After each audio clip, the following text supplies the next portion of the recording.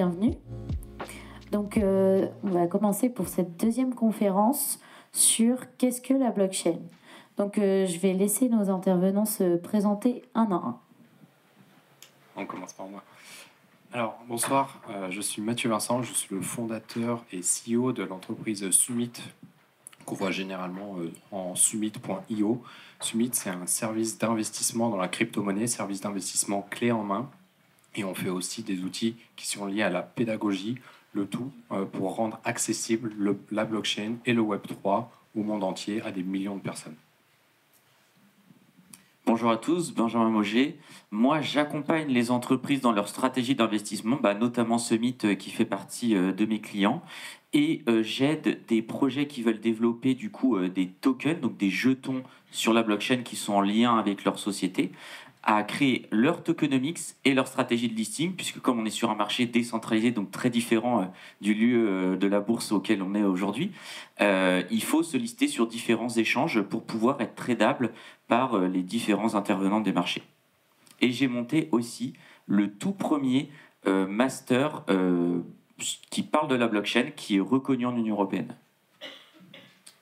Et bonjour, je m'appelle Maxence Guyot, j'ai créé une boîte qui s'appelle Wagmi Studio.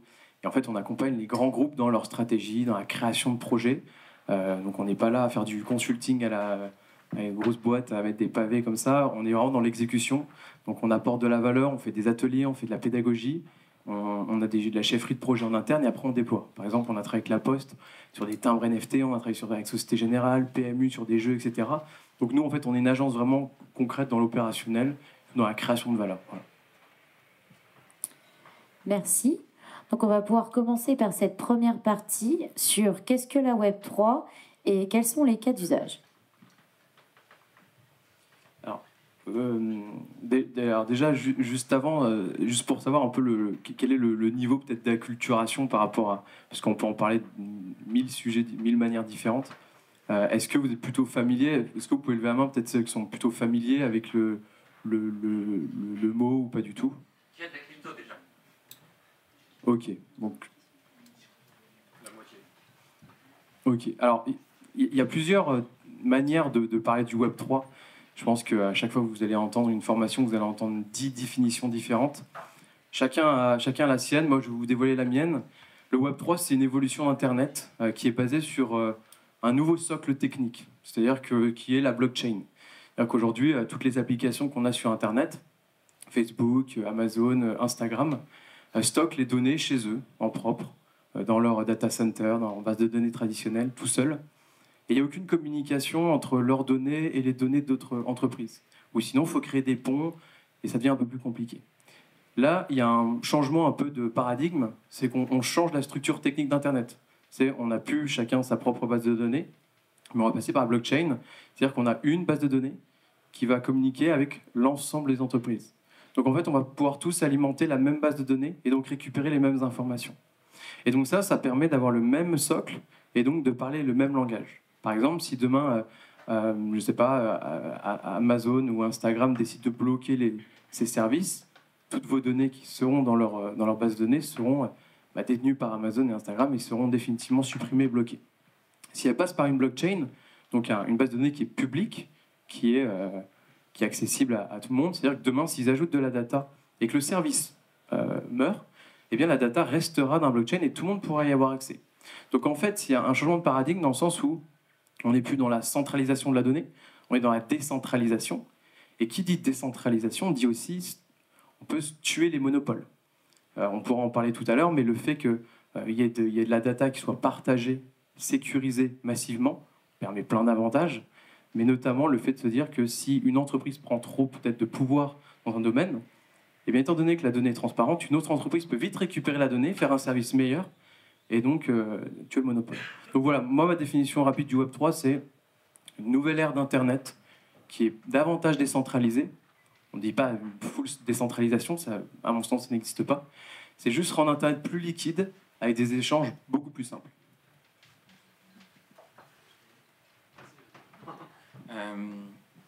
Du coup, merci Maxence, que là, tu as bien défini. Donc moi, je vais parler un petit peu plus des cas d'usage et je vais être un peu plus disruptif que ce que vous pourrez entendre ailleurs. Les cas d'usage, en fait, le Web3, ils sont très limités. Nous, on est là quasiment depuis le début. Moi, j'ai connu Bitcoin en 2012. J'ai pas fait grand-chose, hein, sinon je pense que je serais pas là. J'ai fait un peu de trading dessus et je m'y suis mis vraiment à partir de 2016 quand on me demandait de moins en moins de conférences sur le trading classique et de plus en plus sur le trading de crypto. Donc là, on parlait vraiment de révolution technologique. Et aujourd'hui, en 2023, je pense que c'est difficile de parler de révolution technologique parce que tout ce qui est fait en Web3 peut être fait en Web2 à 95%, peut-être 99%.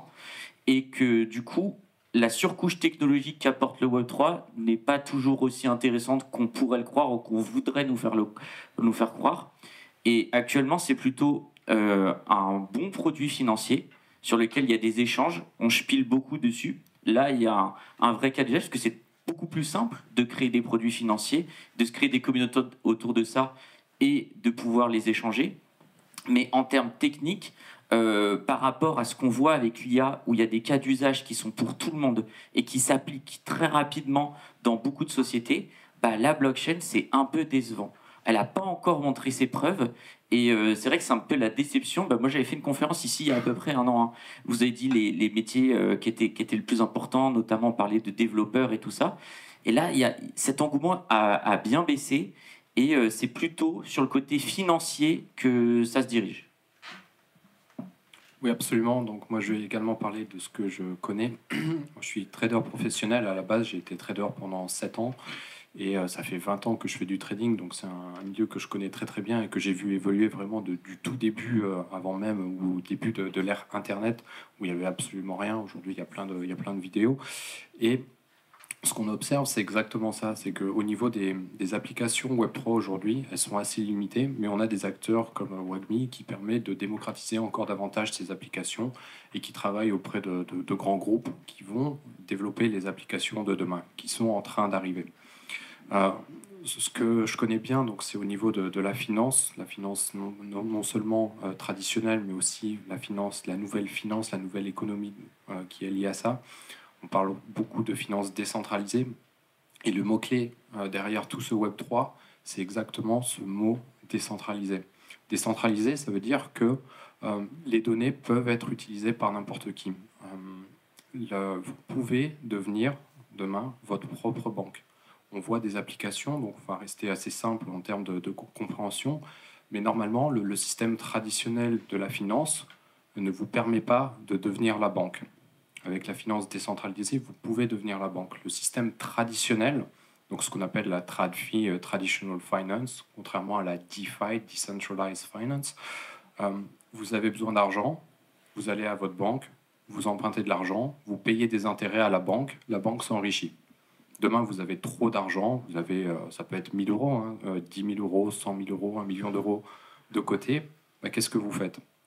Vous allez essayer de l'investir à droite à gauche. Mais en aucun cas, vous serez en mesure de pouvoir prêter cet argent comme si vous étiez vous-même la banque. Avec la finance décentralisée, pour rester sur une couche assez légère, vous pouvez devenir la banque, vous pouvez prêter votre argent à d'autres personnes qui ont besoin d'argent. Vous devenez la banque et donc vous collectez les intérêts comme le ferait la banque, contrairement à ce qui se fait dans la finance traditionnelle où vous ne pouvez pas exercer ce type d'activité, sauf si vous êtes, vous l'avez compris, une banque.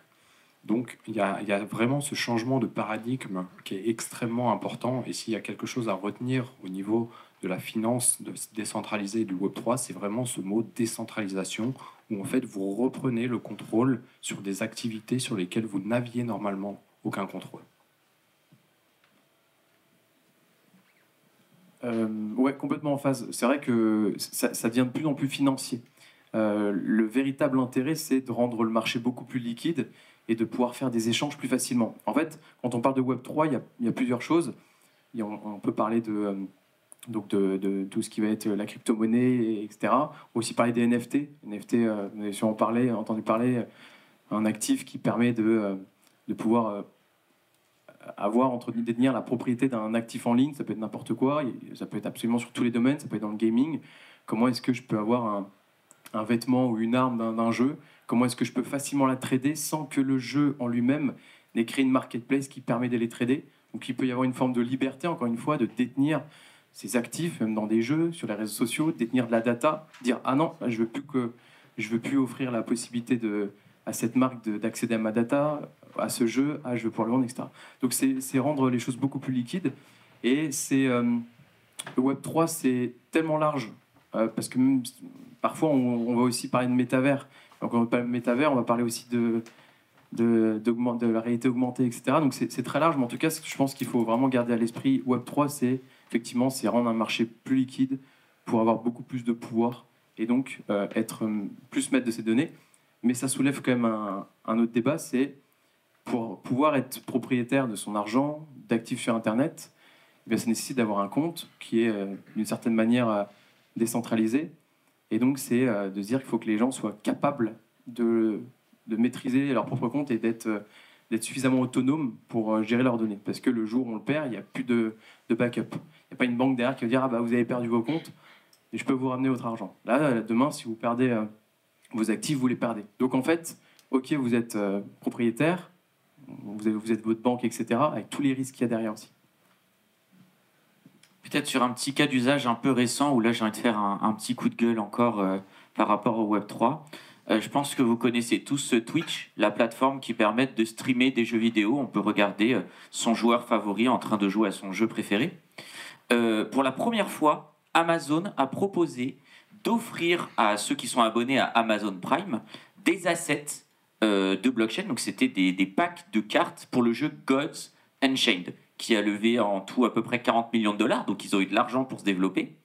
Et on pouvait du coup claim ces NFT pour pouvoir jouer dans le jeu. Quand je le fais pour un jeu classique, je rentre mon mail de la plateforme en question. Donc ça peut être Steam, ça peut être Epic Games. Voilà, je donne 2 exemples. Je clique, en 1 seconde, j'ai mon jeu. Là, j'ai fait un test Web3. Ça a mis 12 heures pour me livrer le jeu. Alors c'est une blockchain qui est censée être ultra rapide, IMX. La transaction, c'est 1 seconde. Au bout du monde, j'ai envie de dire, ce serait 1 minute. Et c'est là où je suis un petit peu déçu, en fait, du Web3 et de sa promesse qui est censée être plus rapide, plus efficient, plus décentralisé. Ben là, on avait un cas d'usage très simple avec des millions de personnes à porter pour pouvoir onboarder des gens sur le Web3. Et la promesse, elle n'est pas du tout tenue. Et j'étais vraiment fâché de ça. Et je me dis, comment on peut arriver à faire ça? Et c'est pas une société qui a levé 500 000 balles. On est sur du 40 millions de dollars. Donc ils ont largement les capacités financières et humaines pour le faire. Et en plus, ils sont backés avec IMX, qui, pareil, a des centaines de millions en trésorerie pour développer des jeux. Donc vraiment déçu. Et je vais être déçu de pas mal de choses en ce moment.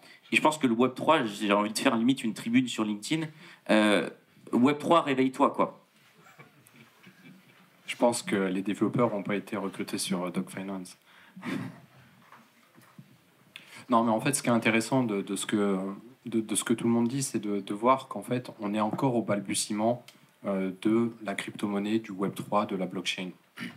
On est en 2023, bientôt 2024. On voit quand même que les premières crypto-monnaies sont arrivées en 2009 avec le Bitcoin, début d'année, janvier. On voit le prix du Bitcoin là, qui flirte autour de 40 000, un peu plus, un peu en dessous. Voilà, ça va bouger de toute manière. Ce qui se passe, c'est que souvent, on se dit « Ah, mais c'est trop tard ». Regardez pour Internet. Les premiers qui sont arrivés, on a eu la deuxième vague, les gens se sont dit « C'est trop tard ». Et à chaque fois, en fait, on a une sorte de biais de confirmation qui dit « Ah, c'est trop tard parce que le Bitcoin a atteint tel prix. Le Bitcoin a fait ça, donc c'est trop tard. » Ou alors, on voit le Bitcoin avec son prix qui chute drastiquement et on se dit « Ah, ben là c'est trop tard. C'était avant qu'il fallait y être. » Et avant, on disait que c'était déjà trop tard. En fait, on a un biais qui fait que on pense toujours que c'est trop tard, alors que le bon moment, c'est maintenant. C'est comme un investissement. C'est comme un arbre. On dit souvent qu'un arbre, le meilleur moment pour le planter, c'était il y a 10 ans, mais le deuxième meilleur moment, c'est aujourd'hui. Donc, c'est pas encore trop tard. Il faut aussi garder en tête qu'il ne faut pas nécessairement corréler le prix du Bitcoin avec le développement du Web3. Et très souvent, on fait un raccourci mental. On se dit, le Bitcoin est très haut, donc 60 000, 70 000 dollars, peu importe. Donc, encore une fois, c'est trop tard. Mais le Bitcoin, c'est pas la blockchain. Le Bitcoin utilise la blockchain comme une technologie. On en parlait tout à l'heure. C'est simplement une technologie, la blockchain. C'est une technologie décentralisée. C'est comme un grand tableau Excel, sauf que tout le monde peut y avoir accès. Voilà, c'est juste ça. Maintenant, ça apporte plein d'avantages. Mais c'est pas encore trop tard. Il y aura tout le temps des cas d'usage. Et aujourd'hui, je parlais avec, avec une personne que j'ai rencontrée comme ça, juste dans la rue, à un café, qui est développeur traditionnel. Et il me disait, ouais, bon, là, il y a quand même plein de travail, mais voilà, je me sens pas trop à l'aise avec ce que je fais, je sais pas ce que je devrais faire exactement par rapport à ça.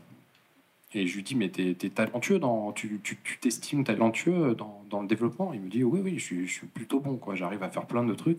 Je lui dis, mais pourquoi tu te lances pas dans la blockchain? Puisque aujourd'hui, les salaires des recruteurs, les salaires des personnes qui travaillent en tant que développeurs, pardon, dans la blockchain, c'est des trucs qui sont mirobolants. Je lui dis, pourquoi tu fais pas quelque chose comme ça?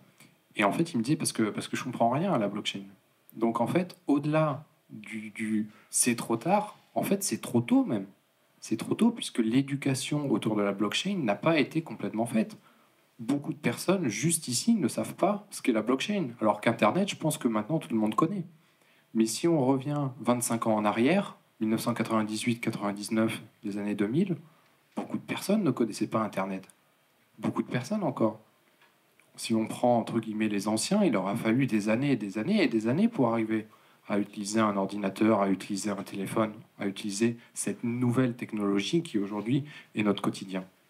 Donc moi j'estime que ce sera la même chose avec le Web 3 bientôt. On est encore au balbutiement de ce que peut être la technologie Web 3 avec comment on dit en français, je ne sais pas, pitfalls, avec tous les écueils que ça peut représenter aujourd'hui avec des cas de figure, des cas d'usage qui sont comme Benjamin décrivait.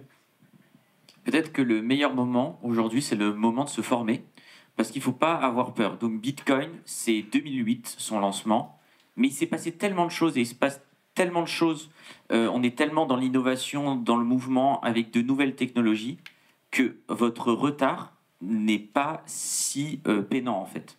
À chaque fois, il va y avoir des nouvelles choses, et si vous savez les anciennes, bah, c'est bien, on va vous raconter des anecdotes rigolotes, mais est-ce que concrètement au quotidien ça nous permet de prendre des bonnes décisions? Je suis pas sûr, parce que les environnements changent tellement tout le temps. Et ça, vous pourrez le voir si vous suivez un peu ce que je fais sur LinkedIn. J'essaie de parler un peu des méta, en fait, des nouvelles, des modes qui sont sur la crypto-monnaie. Et elles changent tout le temps et elles n'ont rien à voir les unes avec les autres. Et ça change à peu près tous les 3-6 mois, même si on garde des tendances de fond. À chaque fois, il y a des nouvelles choses. Et donc, le plus important, c'est de se former pour le jour où ce sera le bon moment. Ça, je crois que personne ne sait. Le timing, c'est quelque chose de très, très difficile à avoir. Et bien, au moins, vous êtes prêts. Et c'est pas si compliqué aujourd'hui. Je trouve que par rapport à la finance traditionnelle, tout à l'heure, je taclais un petit peu la crypto, là, je vais être plus positif. Sur l'enseignement, il y a beaucoup de choses. Sur la finance traditionnelle, si vous allez sur YouTube, vous tapez n'importe quoi en trading, il y aura dans les premières vidéos que des trucs un petit peu bizarres que je vous recommande pas. Quand vous tapez un sujet blockchain sur YouTube ou sur Internet, en général, les 5 premiers résultats sont d'assez grande qualité. Alors, ils ne sont pas suffisants pour faire de vous un expert, il faut travailler encore plus derrière, mais même moi, je consomme ces contenus parce que je ne connais pas tout, je veux apprendre une nouvelle chose, et après, je vais plus loin, mais ça vous donne des bases assez solides pour pouvoir commencer.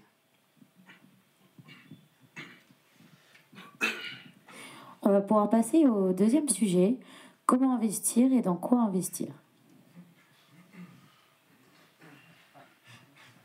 Spécialiste de l'investissement. Donc nous, on a plusieurs services d'investissement avec Summit. Je ne vais pas les présenter ici, c'est pas du tout le but. En revanche, on a un service qui est dans la crypto-monnaie au niveau du minage. Et je vais présenter ce qu'est le minage, parce que c'est important de savoir ce qu'est le minage, puisque c'est ce qui est à la base des crypto-monnaies. On en parlait, 2008-2009, le début du Bitcoin, 2008, la présentation du white paper par une personne inconnue qui s'appelle Satoshi Nakamoto, on ne connaît pas son identité, et 2009, le premier bloc miné sur la blockchain. Donc un bloc, ce qu'il faut comprendre, c'est que c'est simplement une liste de transactions, un petit peu comme le tableau Excel dont je parlais tout à l'heure. Eh bien, un bloc, c'est comme si on avait un onglet. Un onglet, un bloc sur la blockchain. Et la liste des onglets qui sont sur votre tableau Excel, eh bien, ils sont tous liés les uns aux autres. On peut imaginer et conceptualiser ça comme une blockchain. Et donc, dans ces blocs, dans ces onglets, une ligne, ça correspond à une transaction.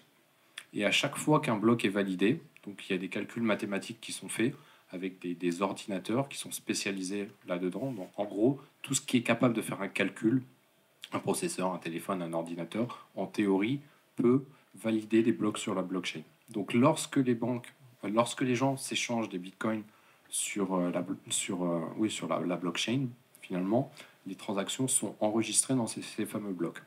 Si on revient avec ce que je disais tout à l'heure, au niveau des banques traditionnelles, comment ça se passe normalement?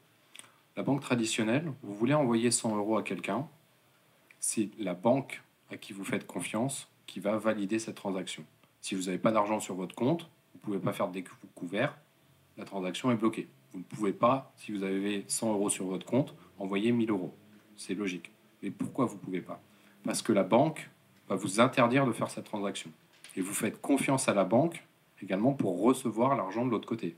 Si vous faites un virement de 1000 euros, vous estimez que de l'autre côté, la personne doit le recevoir.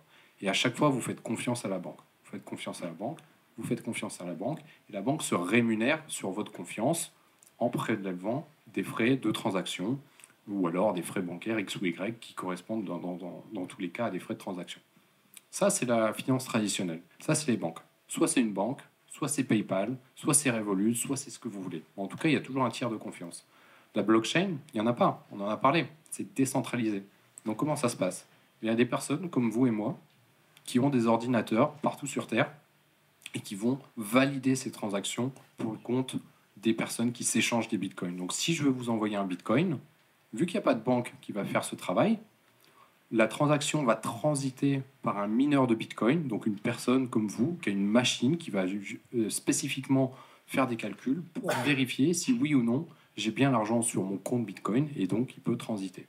Et pour ça, le mineur, pour avoir fait cette validation, alors évidemment je simplifie, va toucher une commission et au même moment, on aura aussi le bloc, la transaction qui a été inscrite dans un bloc, comme si elle avait été inscrite dans le tableau Excel, qui sera donc validé, le bloc sera également validé, et le mineur de crypto-monnaie qui aura validé cette transaction et qui aura validé le bloc touchera une récompense sur toutes les transactions qui ont été inscrites dans ce fameux bloc. Donc il peut y avoir 100 000 transactions dans ce fameux onglet, dans ce fameux bloc. Et en plus de ça, on aura 50 bitcoins qui auront été créés à ce moment-là. Donc la première fois en fait que les premiers bitcoins sont apparus, on a eu un calcul de fait pour vérifier les transactions du bloc. Alors évidemment, il n'y en avait pas. Donc c'était plus rapide, c'était plus facile. Et il y a 50 bitcoins qui ont été créés. Voilà, ils n'existaient pas et tout à coup, ils existaient. Et ainsi de suite, et ainsi de suite, et ainsi de suite, jusqu'à ce que les premiers échanges commencent à avoir lieu et donc que des blocs soient rajoutés et créés de cette manière. Et donc là, sur le Bitcoin, on a des blocs qui sont créés en moyenne toutes les 10 minutes. Donc ça veut dire que toutes les 10 minutes, on a 50 bitcoins qui sont créés, donc ex nihilo, ils n'existaient pas et tout à coup ils existent. Donc ça c'est codé dans la blockchain, tout est du code, la blockchain. Donc c'est codé, 50 bitcoins, 100, 150, 200, etc., etc., etc. Et ce qui se passe aussi, ce qu'on observe, c'est quelque chose qu'on appelle le halving, qui se produit tous les 4 ans, à peu près sur le bitcoin, où en fait on a la récompense du bloc, ces fameux 50 bitcoins, qui sont divisés par 2.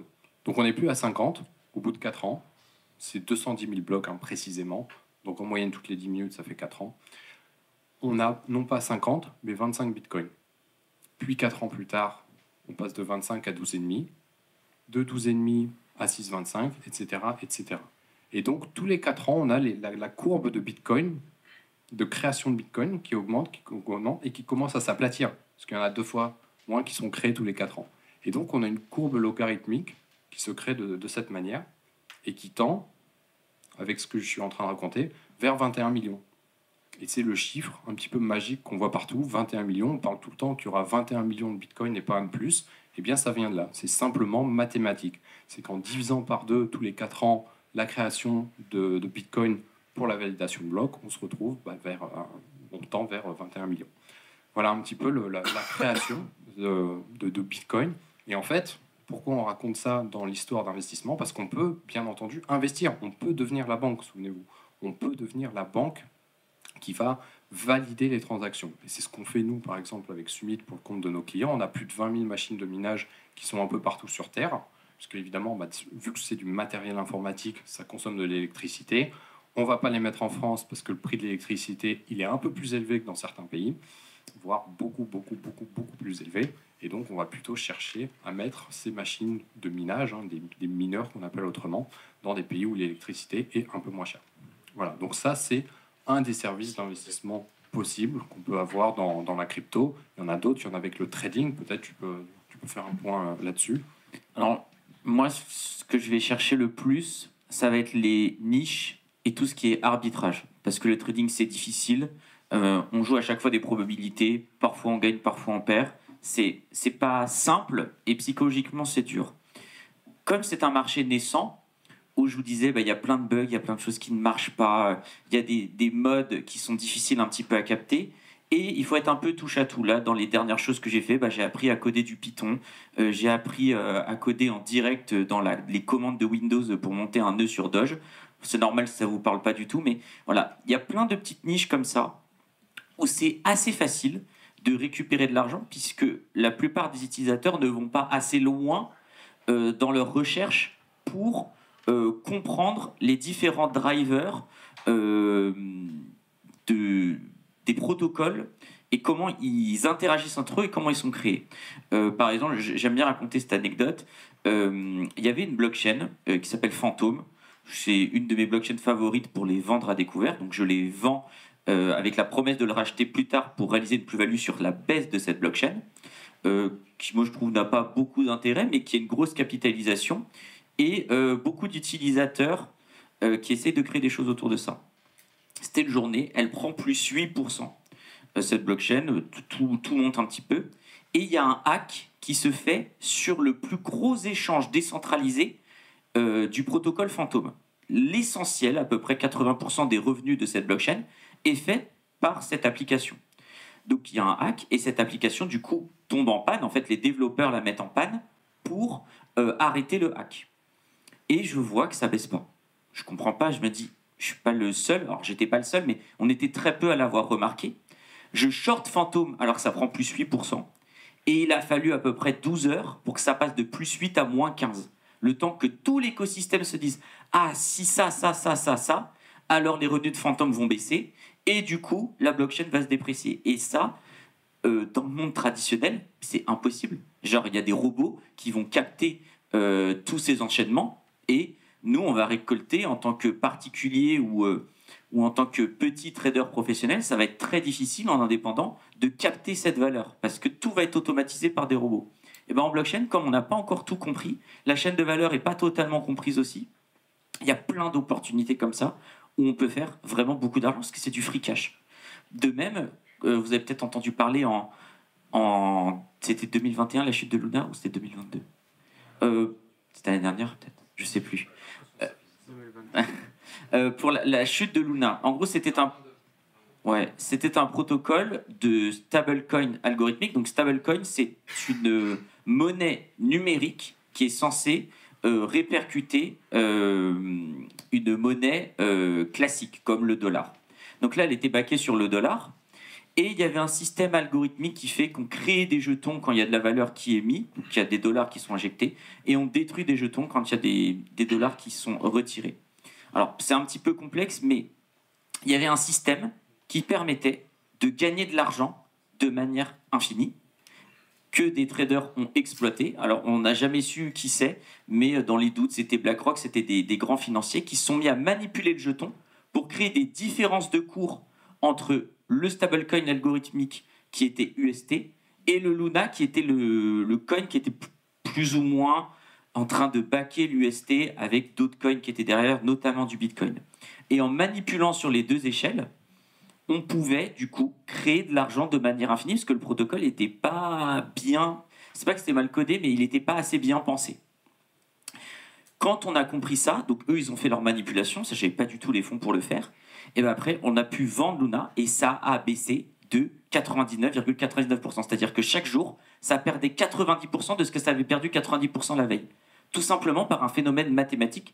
Et ça a commencé à reprendre, mais je sais plus, ça valait même moins d'un centime quand ils ont arrêté le protocole. Et maintenant, bon, c'est devenu n'importe quoi, mais c'est ce qu'on appelle un shitcoin, un coin qui n'a pas de valeur. Et d'ailleurs, c'est ça, hein, la mode en ce moment, c'est moins un token, un coin, en tout cas un produit financier de blockchain a de valeur ou de, comment dire, de projet, d'intérêt, plus il s'apprécie. C'est la grande mode. Plus, j'ai envie de vous dire, plus c'est débile, plus ça se valorise.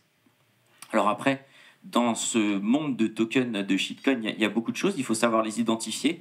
En général, ce qui marche bien, là, c'est de trouver l'influenceur développeur qui l'a créé. Et après, ça demande des petites compétences de code, mais qui sont facilement, moi je ne suis pas du tout ingénieur, hein, donc qui sont facilement apprenables sur Internet pour pouvoir les récupérer à moindre coût, parce que si vous les achetez directement sur les plateformes, ça va vous coûter beaucoup plus cher, parce qu'ils vont être mités par des gens comme moi qui vont vous les revendre plus cher. Et donc voilà, comme ça, il y a plein d'opportunités. Et après, il y a du trading classique, mais là, c'est un petit peu plus compliqué. Je dirais que c'est plus facile que la finance traditionnelle parce qu'il y a beaucoup moins d'acteurs professionnels, donc il y a beaucoup plus d'erreurs. Et si on travaille bien, ces erreurs, on peut en profiter. Mais ça reste quand même très difficile. Alors moi, je suis pas du tout un expert là-dedans, vraiment pas tout ce qui est finance, mais s'il y a bien un truc dont j'ai appris, c'est moi, je vais faire un peu l'ange à côté, c'est investir surtout en formation. Parce que moi, quand je suis arrivé, je comprenais absolument rien. On parlait toutes les langues, je comprenais absolument rien. Et en passant beaucoup de temps à commencer à comprendre, en fait, on comprend les subtilités. Donc là, et parfois, on peut ne pas comprendre tout, les trading, un peu tous les mots-clés un peu partout. Mais profondément, parfois, ça peut apporter énormément de valeur. Et le seul moyen de comprendre cette valeur-là, c'est de se former profondément en ça. Moi, personnellement, j'investis pas énormément. Enfin, j'investis de manière très classique. Mais ce que je regarde, c'est une règle de base. Il faut diversifier. Donc, ça devient quelque chose qui commence à avoir du sens, la crypto-monnaie. En tout cas, on en parle de plus en plus. Alors, c'est que ce soit le bien, le mal, tout le monde en parle un peu dans tous les sens. Mais ça reste un actif qui peut être aussi mis dans un portefeuille, comme des actions, comme de l'immobilier, comme de la finance traditionnelle. Donc, je pense que c'est quelque chose, en tout cas, il faut se renseigner, il faut regarder, il faut apprendre. Et dernier point aussi qui est intéressant, c'est que plus en général ça fait réagir, plus il y a potentiellement de l'importance. Et quand on entend les directions de banques centrales européennes qui sont pas mal à parler de du Bitcoin comme quoi c'est pas une monnaie, qu'il faut faire attention, c'est du terrorisme, etc. En général, il faut plutôt le prendre comme un signal faible, disant pourquoi est-ce que ces personnes qui sont hauts en termes de pouvoir nous disent que potentiellement c'est une mauvaise pratique, pas de l'argent et que vous pouvez perdre tout votre argent. Là, récemment, j'ai vu un article qui m'a fait rire. Christine Lagarde qui a dit publiquement oui, regardez, mon fils, il a perdu toute sa crypto-monnaie. Vous voyez, c'est pas stable. Et Madame Lagarde, le nombre d'entreprises qui tombent chaque jour, WeWork et compagnie, on peut dire que c'était toutes des arnaques du coup. Enfin, voilà. Donc en fait, je pense qu'il y a beaucoup de choses. Il faut vraiment se renseigner à fond. Il n'y a pas de choses bien ou mal. Il faut se renseigner, mais en tout cas, aujourd'hui, ça devient suffisamment gros pour se renseigner et pour se dire que si ça commence à embêter des gens, c'est qu'il y a un intérêt derrière. Alors peut-être pour vous donner une piste d'investissement facile, et comme vous êtes là, c'est peut-être que vous cherchez un job et vous n'avez pas forcément beaucoup de fonds à investir. Moi, j'aime beaucoup parler des cartes bleues crypto. C'est tout simple, c'est des cartes bleues. On dépense avec et on a un cashback en crypto et du coup qui peut se valoriser ou se déprécier. Et je trouve que c'est une bonne manière de commencer à investir. J'ai juste à vivre et faire mes petits achats chaque jour pour gagner un petit peu de crypto. Et avec un peu de chance, ça va exploser ou pas. Alors, il y a plusieurs providers qui vous proposent ça. Ça commence, je crois que les premiers, parce qu'il faut acheter de la crypto, hein, bien sûr, pour pouvoir avoir accès à cette carte. Elles sont toutes gratuites, hein. En tout cas, quasiment toutes. C'est à tour des $300 d'investissement, donc c'est pas beaucoup. Si vous les perdez, ça va pas vous tuer normalement. Et chaque jour, vous allez gagner un petit peu de crypto et ça peut être une première manière de commencer à investir passivement dans la crypto. Il y a aussi d'autres choses qui vous permettent d'arrondir en fait tous vos paiements. J'ai payé, je sais pas, 14,90, et je vais passer à 15 et je vais mettre 10 centimes dans Bitcoin. Alors là, c'est peut-être un petit peu plus complexe parce que ça vous oblige à dépenser pour acheter de la crypto. Mais voilà, c'est des manières un petit peu ludiques de commencer doucement sans se dire qu'on est trader ou grand investisseur sur ce milieu. Bien sûr, je vais faire un dernier point, peut-être pour conclure sur ce sujet. Déjà, le meilleur investissement que vous pouvez faire, c'est celui que vous n'allez pas faire. Premièrement, donc évitez tout ce qui est trading. Le trading, c'est pour les traders, c'est réservé aux traders. Donc Benjamin était trader professionnel, j'étais trader professionnel. Il y a assez peu de personnes qui gagnent de l'argent avec le trading. On ne parle pas d'investissement. Acheter pour garder pendant 10 ans, c'est de l'investissement, c'est pas du trading. Moi, je parle de trading. J'achète, je vends, j'achète, je vends, j'achète, je vends. Donc il y a des formations, il y a beaucoup de formations qui sont liées au trading. Il y en a qui sont très très bonnes et très qualitatives. Maintenant, combien vous pouvez espérer gagner si vous avez 1000 euros ou 2000 euros ou 10 000 euros à investir? Parce que même si vous faites 10, 15, 20, 30% à l'année et que vous avez 10 000 euros et que vous passez toute votre journée dessus, bah, ça fait quand même que 3 000 euros à la fin de l'année. Donc est-ce que vous voulez faire ça ou pas? Voilà, je vous laisse répondre à ce truc-là, sachant qu'en fait, pour en plus gagner 20, 30, 40% à l'année, il faut quand même déjà être costaud en termes de trading. On parle de trading, on parle d'un métier qui sont faits par les meilleurs éléments de la planète. Donc le problème qu'il y a avec le trading, c'est que ce n'est pas quelque chose qui est lié à l'intelligence. Sinon, tout le monde gagnerait de l'argent. C'est lié à des compétences qui sont différentes que l'intelligence même. Donc, si vous voulez déjà conserver vos fonds et les investir en crypto, essayez d'éviter le trading. Et le deuxième point, c'était pour rebondir sur ce que Maxence disait tout à l'heure par rapport aux banques centrales, tout ça. On a aujourd'hui un vrai double discours. C'est que si les cryptos c'était aussi mauvais, on les aurait interdits, purement et simplement. Mais ce n'est pas le cas. Donc si ce n'est pas le cas, c'est qu'elles sont là pour rester. Et on le voit d'autant plus avec des fonds comme BlackRock, comme Fidelity, comme ce qu'on veut, des fonds d'investissement institutionnels qui ont des dizaines de milliards de dollars à investir là-dedans. Elles ne sont pas là pour perdre de l'argent derrière, ces sociétés-là. C'est fou. C'est eux qui dirigent toute l'économie. Donc si eux décident que c'est intéressant et qu'il y a de l'argent à faire, c'est que c'est là pour rester. Et oui, c'est dangereux, oui, il y a plein de risques, oui, il y a ci, oui, il y a ça. Mais ça, c'est la finance classique. WeWork, tout ce qu'on veut. Les affaires Enron, tous les scandales, Wirecard, on peut tous les citer. On sont passés par là, donc, mais ce n'est pas spécialement lié à la crypto ou à la blockchain. Merci. Donc on va pouvoir commencer notre troisième point sur quelles sont les carrières dans la crypto-monnaie.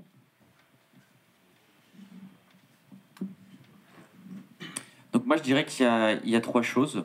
Pour le côté financier, en ce moment c'est pas terrible. Il n'y a pas de grandes opportunités. En revanche, tu parlais de l'ETF.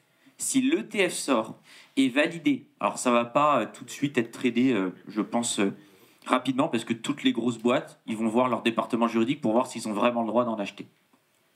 Une fois que ça c'est fait, je pense qu'il va y avoir une explosion de demandes de carrières de financiers autour des crypto-monnaies, puisqu'aujourd'hui il y a tellement peu de postes, donc les gens n'ont pas envie d'investir, j'ai envie de dire, du temps là-dedans, parce qu'il n'y a pas vraiment de carrière, elles sont très limitées. Donc, gros potentiel à suivre. La réponse pour l'ETF, ça devrait être d'ici janvier. Donc, attendez un mois et vous pourrez voir s'il y aura quelque chose à faire. Alors, ça va surtout être aux États-Unis. En Europe, ça va arriver un peu plus tard. Mais voilà, il y a un gros point là-dessus. Le deuxième point, t'en parlais, c'était au niveau des développeurs. On avait fait d'ailleurs une conférence sur ça il y a un an avec Doc Finance. Les salaires ont quand même bien baissé. C'est moins excitant qu'avant, mais on reste quand même sur des très gros salaires. En étant un bon développeur aujourd'hui, on peut décemment trouver des postes entre 80 000 et 120 000 annuels en étant junior. Donc, parce qu'il n'y a pas de senior. Donc, on est sur l'offre et la demande, en fait. Ouais. Donc, peu d'offres, beaucoup de demandes. Voilà. Donc, aujourd'hui, il y a plus d'offres et un petit peu moins de demandes parce qu'on est dans un marché plus difficile, mais il y a quand même un certain intérêt. Et c'est pour ça que ça vaut le coup de coder, puisque de toute façon, on est sur un marché tellement nouveau, avec des UX qui ne marchent pas bien. Je vous parlais avec même Amazon lance un truc, ça ne marche pas, ça prend 12 heures à envoyer. Dans une économie où on est sur du TikTok, on veut que ça aille vite, 12 heures, c'est le bout du monde. Donc, apprendre à coder des petits trucs, ça vous aidera vraiment. Et je vous assure, ce n'est pas compliqué. Je ne suis pas du tout ingénieur de base et j'ai réussi à faire beaucoup de choses. Je réenchaîne sur ce qu'on disait. Vous devez vous spécialiser de manière générale si vous voulez avoir des opportunités encore plus incroyables. On peut comparer ça aux médecins généralistes par rapport aux spécialistes. Le spécialiste aura toujours une paye supérieure parce qu'il a une compétence que l'autre n'a pas. Donc on peut être généraliste sur plein de choses, Mais c'est lorsque vous arriverez dans la spécialisation que là, vous pourrez vraiment décupler. Donc, ce qu'on voit au niveau du développement, du web dev, il y a beaucoup de web développeurs. Il y en a beaucoup. Pourquoi les développeurs blockchain sont surpayés? Parce qu'ils ont une compétence qui est extrêmement demandée, alors peut-être un petit peu moins aujourd'hui, mais ça va revenir, et qui est difficile à trouver. Donc vous devenez un spécialiste de la blockchain dans la partie développement. Et ça peut être pareil au niveau des sales. Un sales qui va vendre, un vendeur qui sera spécialisé dans la blockchain, parce qu'il a déjà travaillé avec diverses sociétés, sera beaucoup plus attrayant auprès d'un recruteur qu'un sales qui a vendu un peu tout et n'importe quoi au cours de sa vie. C'est logique, puisqu'il y a une demande à ce niveau-là. Donc nous, par exemple, si on a besoin de recruter un sales, on va plutôt avoir tendance à recruter une personne qui connaît déjà le Web3 qu'une personne qui ne le connaît pas. Tout simplement parce que c'est aussi un gain de temps, d'argent et d'énergie de notre côté. On n'a pas à lui expliquer c'est quoi un NFT, c'est quoi une blockchain, c'est quoi un machin, un truc, parce que la personne connaît déjà. Et si vous commencez dès aujourd'hui, si vous n'êtes pas encore intéressé à la blockchain, à la crypto, à suivre des formations, des vidéos, comme on disait tout à l'heure, déjà, c'est quelque chose que quelqu'un d'autre n'aura pas. Et en face d'un recruteur, vous aurez cette connaissance que l'autre n'a pas. Et quand on vous posera la question, qu'est-ce que vous connaissez du Web3, du truc, vous aurez peut-être déjà acheté une carte, ou fait l'acquisition d'une carte avec quelques cryptos dessus, vous aurez peut-être déjà investi, ou vous aurez peut-être testé le trading, même si je ne le recommande pas, vous aurez peut-être fait des choses que les autres n'ont pas fait. Vous serez sorti de la masse, vous serez au-dessus du lot, naturellement, par rapport à ces métiers du Web3. Donc ça, c'est quelque chose qu'on peut vraiment vous recommander. Et du coup, le troisième point que j'avais, c'était au niveau du marketing, parce qu'aujourd'hui, il y a une vraie lacune de compétences. Alors, il y a beaucoup d'agences, mais qui, je trouve, je vais citer personne, mais ne sont pas très performantes. Elles ont du mal justement à suivre un peu ces méta, où là, si vous avez des profils un peu financiers, vous pouvez les capter via le trading, voir un petit peu où sont les volumes, qu'est-ce qui fonctionne. Et souvent, si ça fonctionne bien, c'est que c'est un bon marketing. Donc, moi, je mettrais de l'énergie là-dessus. Le marketing financier autour du Web3 a beaucoup d'avenir. Et ça va aussi, déjà parce qu'il y a une pénurie de postes, il y a une pénurie de compétences, et ça va s'amplifier avec l'ETF. Parce que chacun va vouloir défendre son ETF. Le mien est meilleur que l'autre, ou il est mieux construit. Il apporte plus de choses, plus de flexibilité. Ah, mais le mien, tu peux le short. Le mien, tu peux mettre de l'effet de levier. Et les gens vont chercher beaucoup de choses comme ça. Et le marketing, déjà, c'est une compétence très technique. Peut-être, Matt, tu pourras en parler avec Summit. C'est très difficile de parler, de communiquer quand on a une société crypto. Il faut avoir un wording très particulier. Et à côté de ça, il faut bien comprendre les tendances. Donc voilà. Je vais juste rajouter un point, en tout cas me concernant. C'est aussi, travailler là-dedans, ça vous permet d'acquérir une logique particulière. Notamment, moi je travaille avec une équipe technique, on a une équipe technique en interne qui a une logique du coup de développeur particulière blockchain et donc qui permet après d'imaginer travailler sur d'autres technologies. Par exemple, on n'entend pas beaucoup parler d'une technologie mais qui va bientôt, je pense, exploser à mon sens, ça s'appelle les Zero Knowledge. Et les Zero Knowledge, pour développer ça, il faut être déjà très avancé sur la blockchain. Les Zero Knowledge, c'est une techno qui est très simple, c'est prouvez-moi une info sans me la révéler. Prouvez-moi que vous êtes majeur sans me montrer vos passeports, parce que je n'ai pas à regarder où vous habitez, votre âge exactement et votre nom, votre prénom.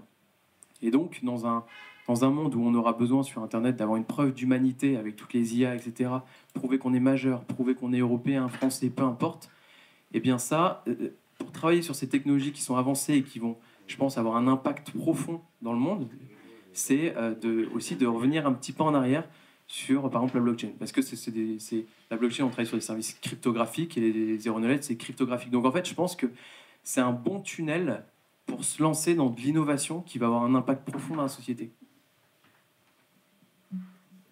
Ce qu'on remarque globalement par rapport au Web3, c'est que tous les métiers qui existent à peu près dans le Web2 peuvent être transférés dans le Web3.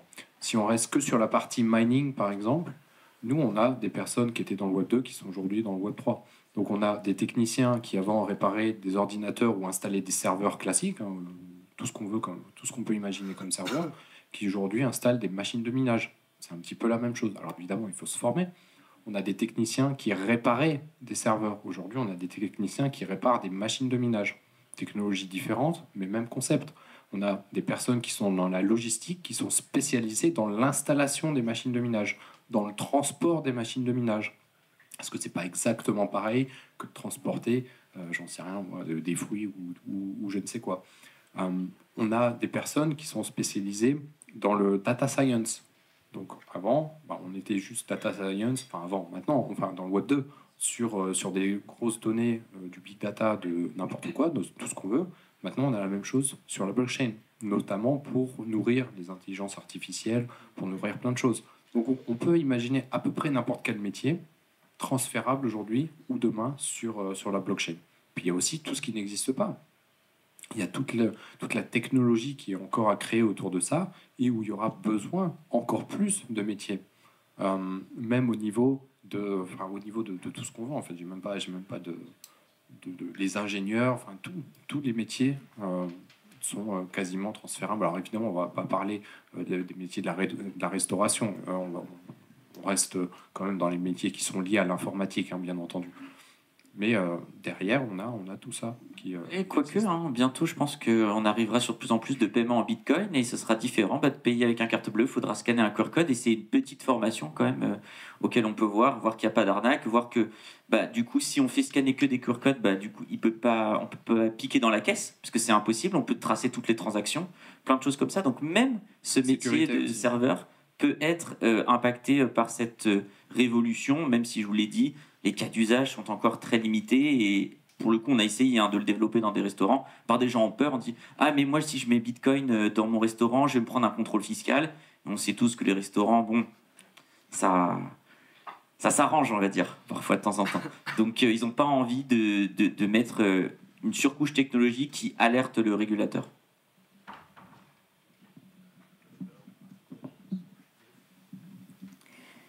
Merci beaucoup à vous trois.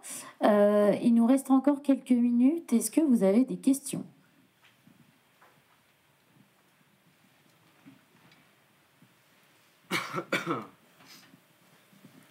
Merci pour votre intervention. J'avais deux questions. La première, est-ce que donc c'est surtout autour de la formation, hein, donc vraiment acquérir de la connaissance, etc. La première, c'est est-ce que vous avez un peu des chaînes favorites, je ne sais pas, une communauté, quelqu'un sur YouTube, un site internet que vous regardez assez souvent à recommander. Donc voilà. Et la deuxième question, ce serait moi pour apprendre, j'aime bien aussi pratiquer. Et pour l'instant, j'ai peut-être pas envie de coder. Et je me demande si investir, ça suffit à me former. Et si vous auriez une idée alternative à l'investissement ou le codage pour continuer mon apprentissage en faisant. Alors pour le côté codage, c'était vraiment pour aller chercher justement ces niches, tout ce qui est nouveau, parce que c'est ça où on peut avoir de la valeur avec très peu de risques en fait. Parce que personne n'a envie de faire l'effort de coder. Donc moi je le fais, merci pour l'argent. Du coup, sur le côté formation, vraiment, prenez votre sujet, mettez-le dans YouTube et sincèrement, les 5 premiers résultats seront plus ou moins pertinents. Après, il faut voir le YouTuber qui nous parle le plus, qu'on trouve le meilleur, mais j'aurais pas à citer comme ça, vraiment le top 5, ce sera très bien. Twitter, alors là c'est un peu plus difficile parce qu'il faut filtrer, il faut essayer de trouver les chaînes. Peut-être, si on voulait un peu d'informations, moi j'aime bien Cryptos, qui est un média crypto un peu généraliste, qui peut être une bonne porte d'entrée. Mais la meilleure façon, en vrai, c'est vraiment d'aller chercher soi-même dans le cœur de la naissance, j'ai envie de dire, de l'information. Et c'est très souvent avec les développeurs ou avec les influenceurs crypto. Mais c'est moins la mode en ce moment, c'est plus on est sur une méta un peu de dev.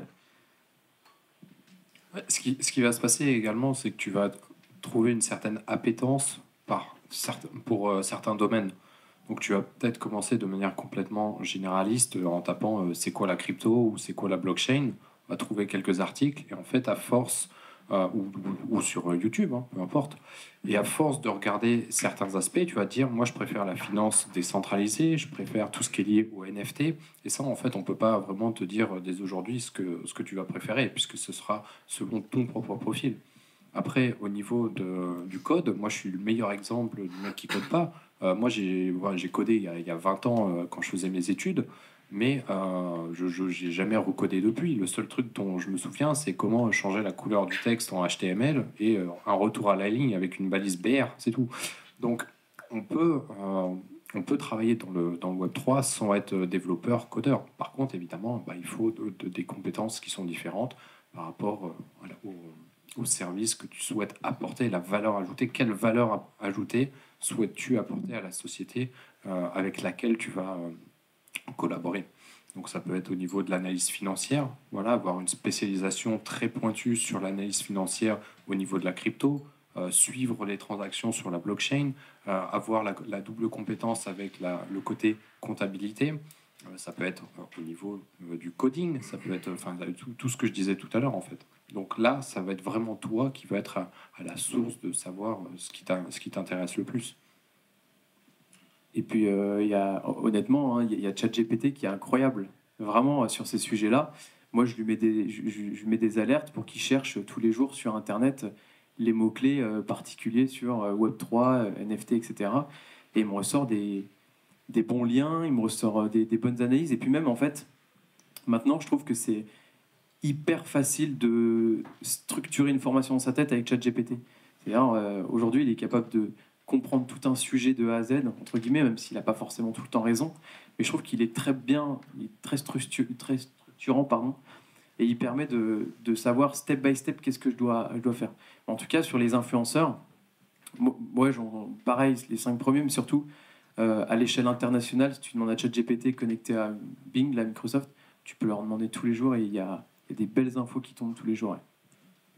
Tiens, peut-être une petite astuce, du coup, si vous voulez utiliser ChatGPT 4 gratuitement, qui est du coup dans la version payante, vous installez la web app Merlin, que vous pouvez trouver sur le Google Store, qui vous permet d'avoir en gros dizaines d'IA gratuitement. Alors il y a un nombre de tokens limité, mais vous ne les dépasserez pas normalement, du coup, pour avoir ChatGPT 4 gratuitement. Est-ce que vous avez une dernière question avant de finir? Je sais que tu avais levé la main en premier, donc le micro est derrière.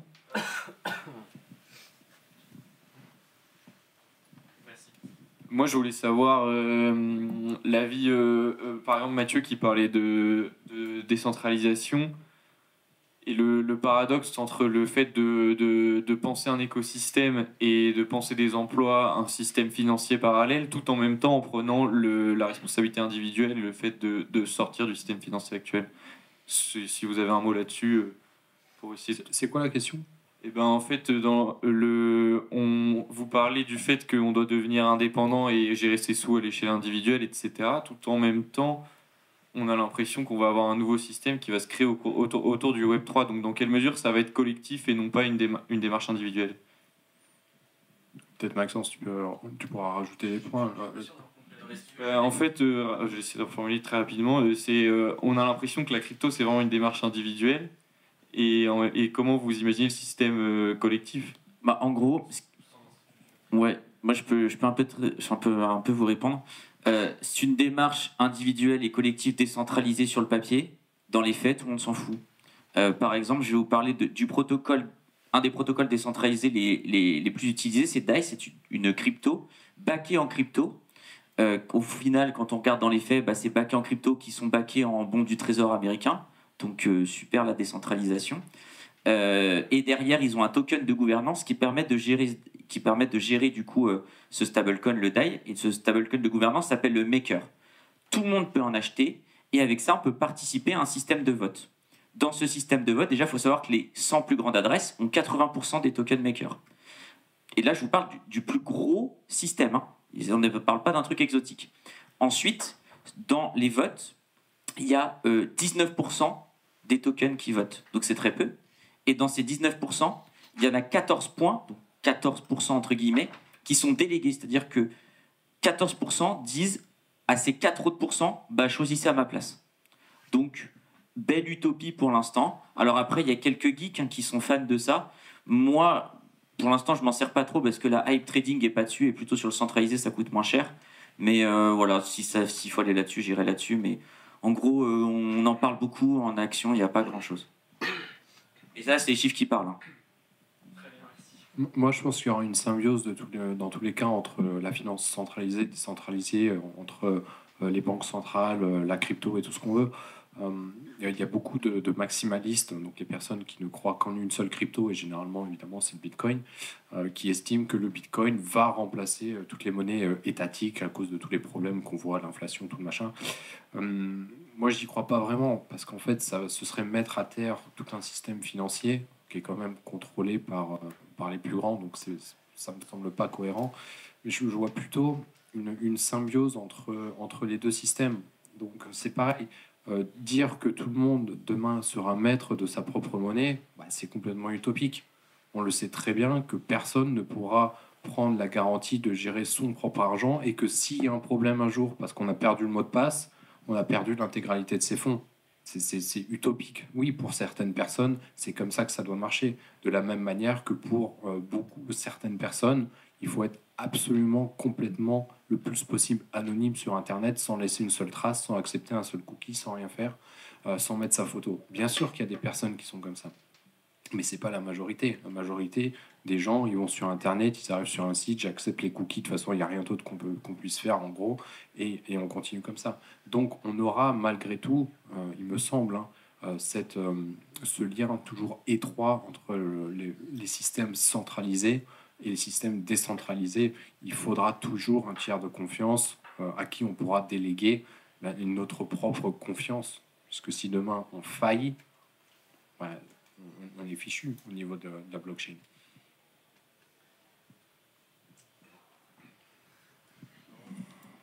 Non, et juste pour d'un point de vue collectif, moi ce que j'aime beaucoup dans la théorie en tout cas de la crypto-monnaie, c'est que pourquoi est-ce qu'aujourd'hui on a des monnaies par territoire, mais on n'a pas des monnaies par idéologie. Et je trouve ça génial de se dire que demain, potentiellement, on peut créer des monnaies par idéologie, par religion, etc. Aujourd'hui, ça n'est pas le cas. Il y a l'euro parce qu'on est dans l'espace européen. Et en fait, il y a cette démarche très collective de se lier autour d'une idéologie et une démarche beaucoup plus personnelle parce qu'on participe du coup à ce groupe-là. Et je trouve que c'est une belle révolution dans le sens où on décentralise une des choses qui est le plus bloqué dans notre monde, c'est l'argent. Très bien. Merci beaucoup. C'est la fin de cette conférence. Je vous souhaite une bonne soirée. Merci à vous, Cass.